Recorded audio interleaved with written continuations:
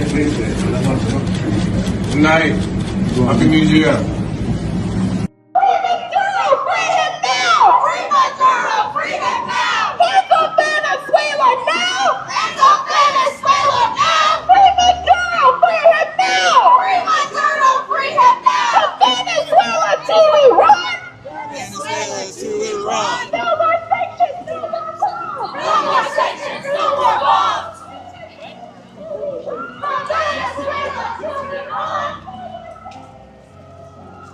Welcome back to Harlan Reports, the only place where the truth wins and the voice of the people is heard loud and clear.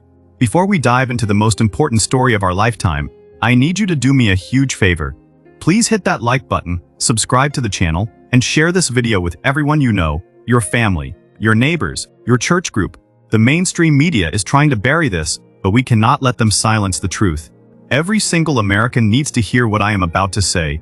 It is not just news, it is history in the making. And you are part of it. Thank you for being here. Now, let's get to the story that is changing everything.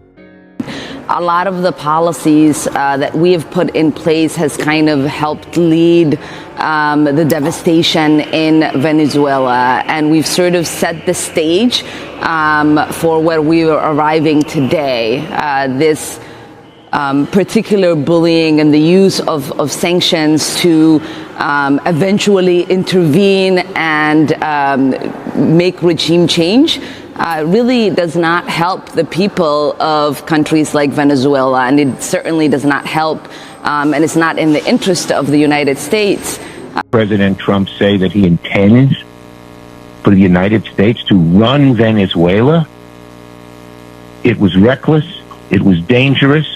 And looking at the president's demeanor, he didn't even seem to be aware of how dangerous and reckless it is. Let me be clear. Maduro is an illegitimate dictator, but launching military action without congressional authorization, without a credible plan for what comes next, is reckless. Now, I was in the skiff on 3 different occasions, as recently as December, and I asked the administration, I asked them, are you pursuing regime change? Are you intent on taking military action in Venezuela, Venezuelan territory? And they assured me that they were not pursuing those things.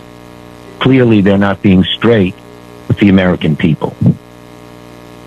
So I've been talking to so many members of my caucus today. Everybody is very, very just totally troubled, worried about how dangerous this is. Let me lay out just a few of the actions that have already been taken to hold the Trump administration accountable. First, Leader Jeffries and I called on the Trump administration to brief the Gang of Eight immediately, followed shortly by a briefing for the entire Congress in the beginning of next week. Good morning, Jonathan. Look, I'm angry. On behalf of Americans, on behalf of Congress, and most importantly, on behalf of our service members who were put in harm's way. And this was not necessary. This was not legal. And we saw this coming. Good evening, America. This is Harlan, coming to you live from the heart of our great nation on this momentous day, January 4th, 2026. Folks, I have been in this news business for over 10 years now. I have reported from the front lines of politics, I have seen the ups and downs, and I have felt the pulse of everyday Americans just like you. But let me tell you, with my hand on my heart, what we are witnessing right now is nothing short of a miracle. It is a game changer. It is a bold, decisive move by President Donald J. Trump that has the whole country buzzing with a feeling we haven't felt in a long time, pure, unshakable hope. The title of tonight's special report says it all. Most people don't realize the real reason Democrats are panicking over Maduro. He knows everything, and oh boy, do I have details to share with you. We are talking real-time reactions, fresh off the presses, as this story unfolds before our very eyes. Grab a seat and maybe a box of tissues, because I am going to break it down step by step, simple as pie, so even a 10-year-old can follow along. This is about America first, strong leadership, and why President Trump's vision is lighting a fire under our nation like never before. I have to be honest with you, when the news broke this morning, I sat at my desk and I just wept. I cried tears of relief. For so long, we have watched bad people get away with hurting our country. We have watched leaders sell us out. But today is different. Today justice arrived. Just hours ago, on this very day, January 4th, 2026, President Trump announced that Nicolas Maduro was captured in a swift, smart operation led by our brave special forces. He is safe in U.S. custody. But here is the thing that makes you want to hug your loved ones a little tighter tonight. This isn't just about catching a bad guy, it is about saving our home. Maduro isn't just a dictator, he has been an ATM machine for the corrupt establishment. He has been funding the very people who have tried to destroy our values. And now, he is ready to talk. He is ready to spill the beans on every bribe, every payoff, and every secret deal. The panic you see in Washington isn't about laws, it is about fear. They are terrified because the truth is finally coming out.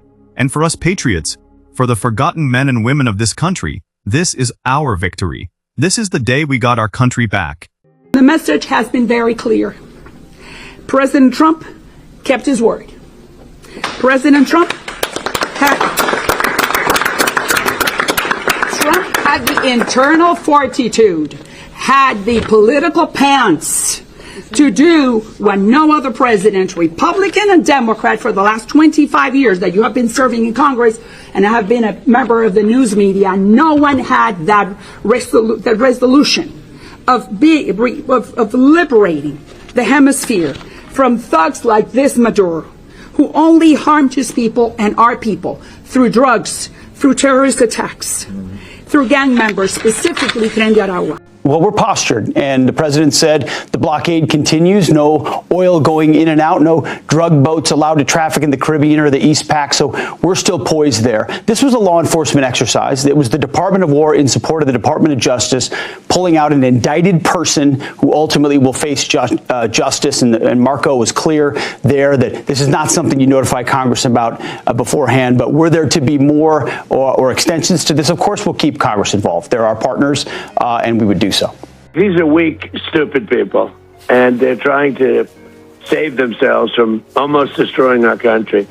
If I didn't get elected, our country would not, I don't even think we'd have a country right now. We were heading down the path of destruction. We had inflation, we had high prices. They're the ones that caused high prices, not us. We're bringing the prices way down. We have oil now, in many places, $1.99 a gallon.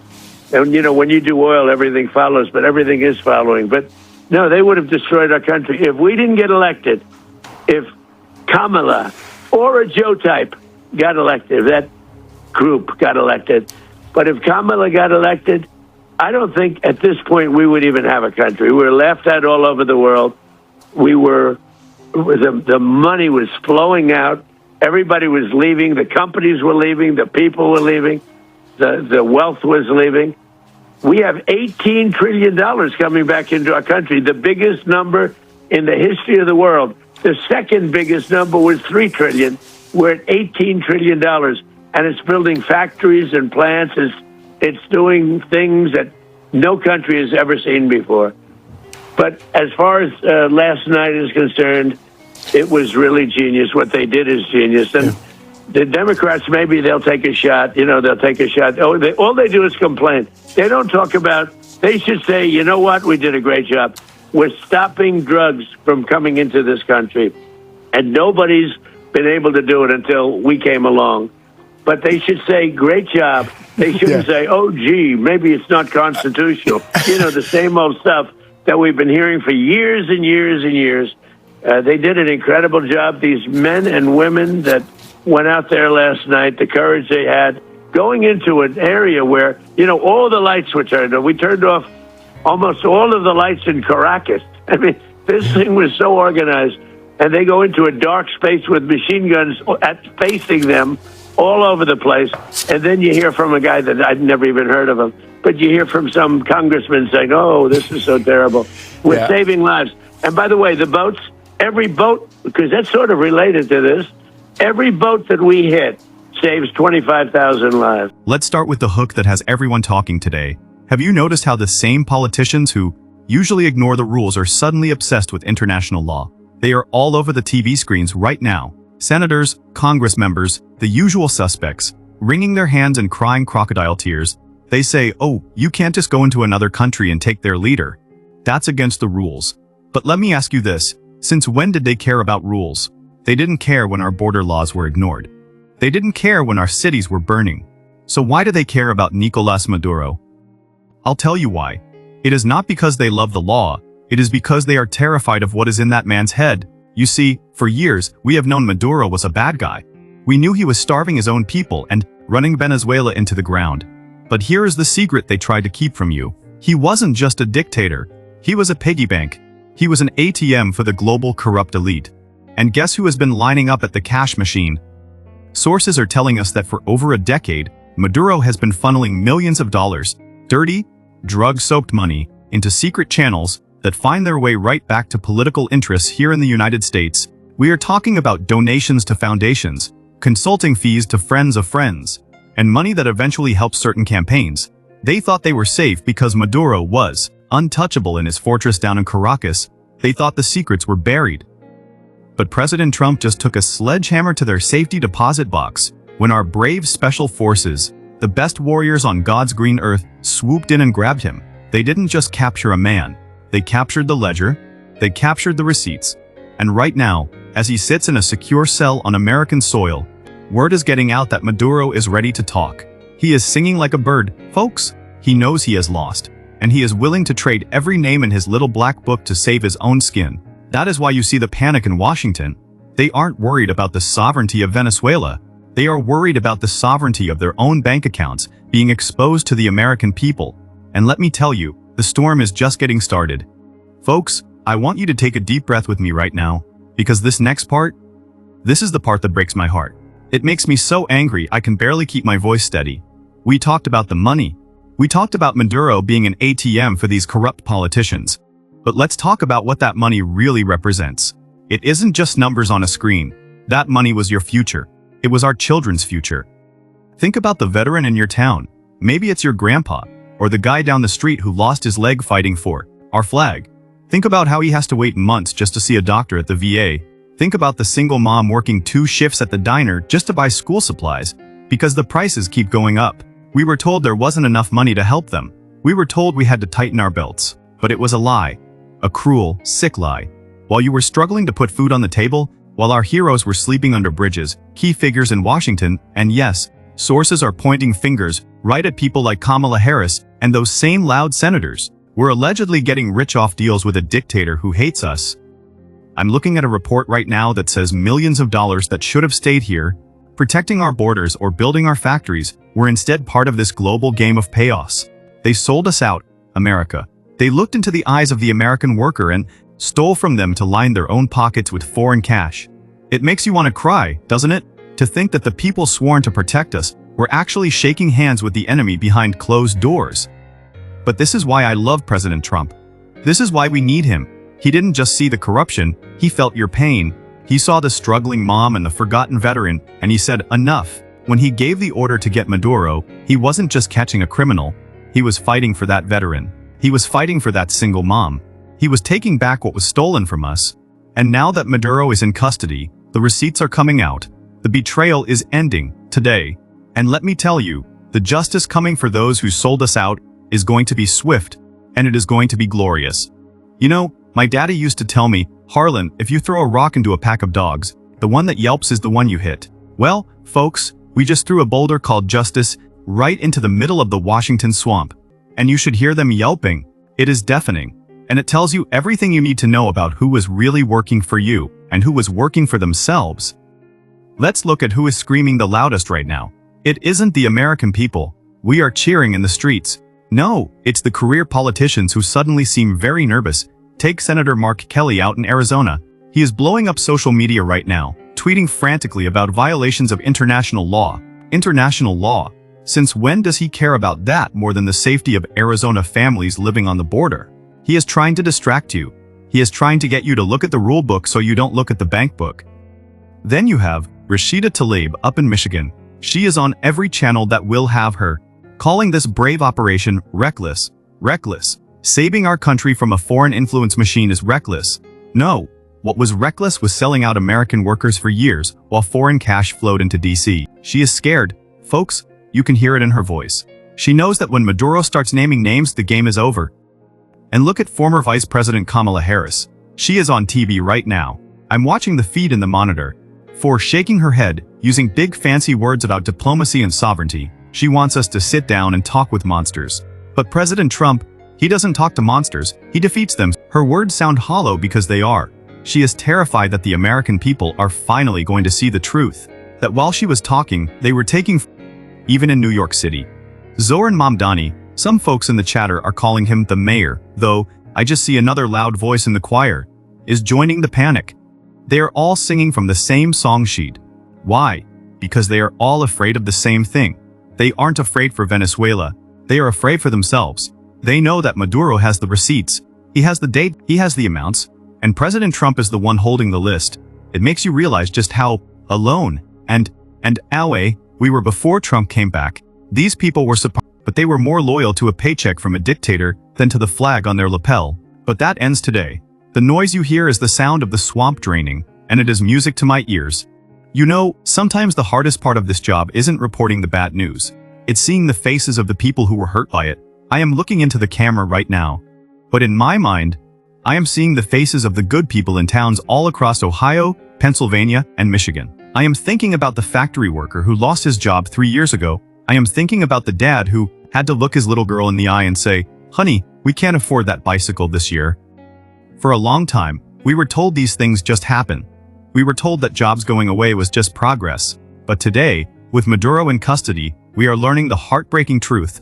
It wasn't progress, folks. It was a payoff.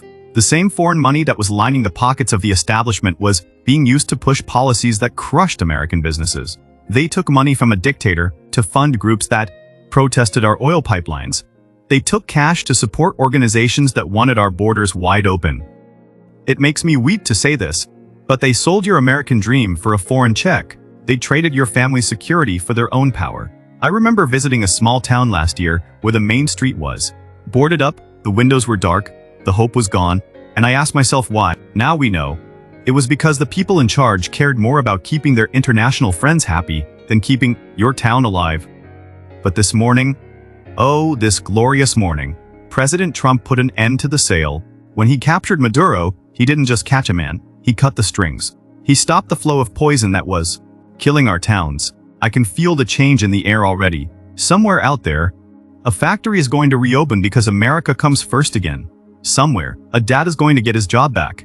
President Trump looked at the darkness that was swallowing our country, and he said, "Let there be light." And folks, the light is shining so bright today, it brings tears to my eyes. We are finally safe. We are finally free from their grip. We have talked about the money, and we have talked about the jobs, but there is something even more precious than a paycheck, something you cannot put a price tag on. The safety of your family, the safety of your children when they walk to the bus stop, the peace of mind you should have when you lock your front door at night.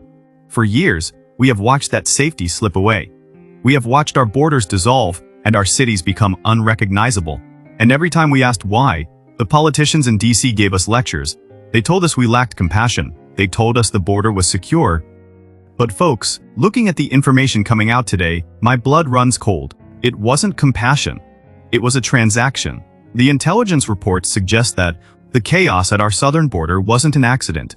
It was funded. It was encouraged. Maduro's regime wanted America weak, distracted, and flooded with problems so he could stay in power down there. And the people here who were supposed to stop it, the people who swore an oath to protect you, it looks like they were too busy cashing checks to close the gate. I want to tell you about a mother I met in Eagle Pass, Texas, just a few months ago. Her name is Maria. She is a tough woman, a patriot. But when she spoke to me, her voice trembled. She told me she sleeps with a chair wedged under her doorknob every single night. She told me she doesn't let her 10-year-old son play in the front yard anymore because she is terrified of who might come walking down the street. She looked at me with tears in her eyes and asked, "Harlan, does anyone in Washington even care if we live or die?" For a long time, I didn't have an answer for her. But today I do. Today I can tell Maria, yes, someone cares. President Trump cares. When he ordered the capture of Maduro, he wasn't just taking down a foreign leader. He was tearing up the contract that sold out Maria's safety. He was sending a message to the world that the days of using America as a doormat are over. I can only imagine Maria tonight. I bet she is taking that chair away from the door. I bet she is hugging her son, knowing that the man in the White House is finally, truly fighting for them. The fear is leaving, folks, and freedom is rushing back in. I need a moment here, folks. I really do. Because what I am seeing on the monitors in this studio, and what I am hearing from you at home, it is overwhelming. It is the feeling of shame finally leaving our bodies. For so long, we walked with our heads down. We saw our leaders bowing to dictators. We saw other countries laughing at us. But today, raise your heads, America. Look at the screen. The laughing has stopped. The respect is... I just got an email that made me weep openly during the commercial break. It is from a veteran in Virginia. He lost his leg fighting for our freedom years ago. He wrote to me and said, "Harlan, for the last few years, I felt like my sacrifice didn't matter. I felt like the country I bled for was disappearing. But today, when I heard President Trump caught Maduro, I put on my old uniform. I sat in my wheelchair in the living room, and I saluted the television. For the first time in a long time, I feel like a hero again. Sir, if you are watching, you are the hero. And President Trump just made sure the whole world knows it. And it isn't just our soldiers feeling it. It is our children. A teacher from California, yes, even in California, sent me a message. She said, "My students are learning about real patriotism today." They asked me, "Is America the good guy?" And for the first time in years, I could look them in the eye and say, "Yes, we are the good guys, and we just won." That gets you right here, doesn't it? To know that our kids are seeing strength instead of weakness. And look at the results. They told us Trump would cause chaos. They lied right now. The stock markets are shooting up like a rocket. That means your 401 kilobits, your dad's pension, it is all getting stronger. American energy companies are soaring because they know the days of buying dirty oil from enemies are over.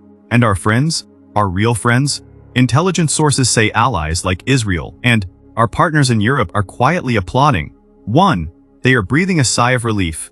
Why? Because the sheriff is back in town. They know that when America is strong, the world is safe. We aren't just a country anymore, folks. We are a beacon, and that light is shining brighter than it has in a very, very long time. You know, my daddy used to tell me that the truth is like a lion. You don't have to defend it. You just have to let it loose, and it will defend itself. For a long, long time, many of you watching this felt like you were shouting into a pillow. You knew something was wrong. You saw the factories close. You saw the border dissolve, and you felt in your gut that the people in charge weren't working for you. But every time you tried to speak up, they called you names. They said you were imagining things. They said you didn't understand how the world works. Well, today, on January 4th, 2026, the lion is loose.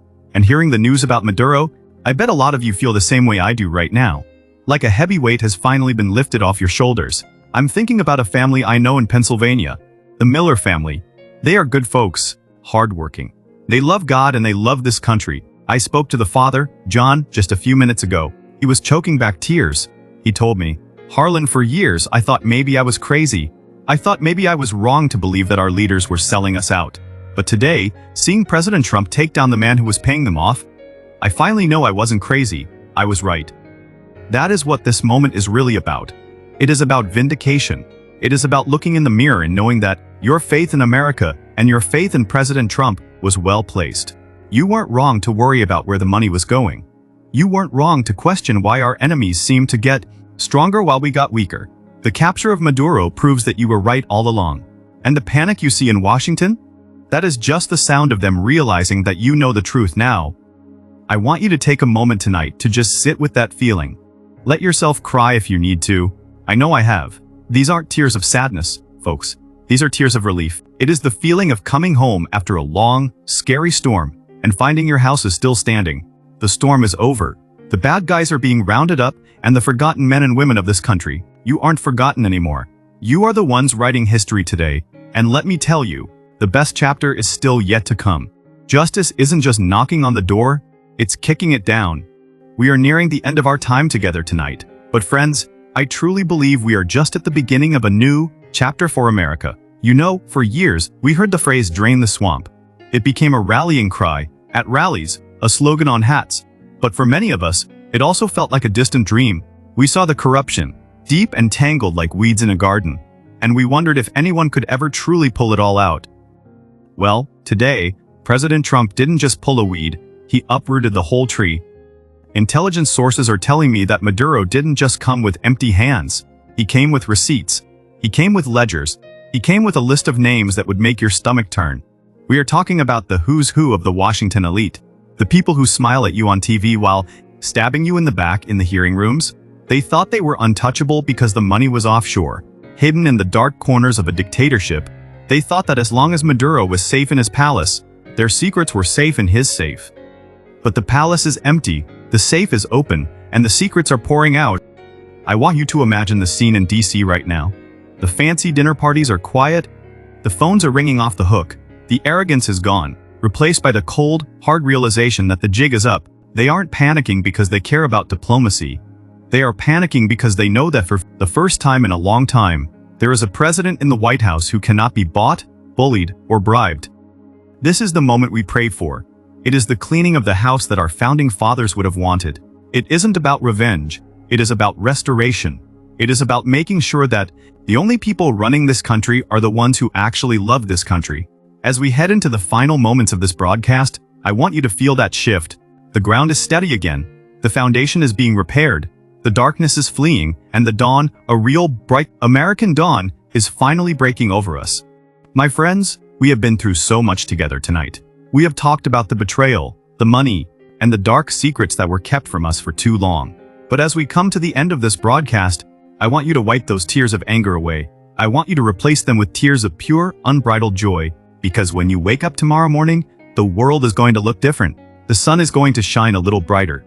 The air is going to taste a little sweeter. Why? Because the shadow is gone. For the first time in years, we can look at our flag, that beautiful red, white, and blue, and know that the government behind it is finally as good and decent as the people it represents. President Trump didn't just capture a dictator today, he captured our future. He reached into the fire and pulled out a golden age for America. I am trying to hold it together here, but my heart is just bursting with pride. I am thinking about my grandkids. I am thinking about how they will grow up in a country where truth matters, where bad guys go to jail, and where putting America first isn't a slogan, but a way of life. You stuck with it, folks. When they called you names, you stood tall. When they told you to give up, you prayed harder. And today, your prayers were answered. We are standing on the mountaintop, and the view is magnificent. We are united again. We are strong again. And with Donald J. Trump in the White House, we are unstoppable. The best days aren't in our past anymore. They are right here, right now, unfolding in front of us. Thank you for letting me share this historic night with you. I love this country, and I know you do too. Please, do not let this moment pass you by. Hit that subscribe button right now to join our growing family of patriots. Smash that like button to show the world where you stand. And share this video with everyone you know. Let's spread this good news to every corner of our great nation. This is Harlan, signing off with a heart full of gratitude. God bless President Trump, and may God bless the United States of America.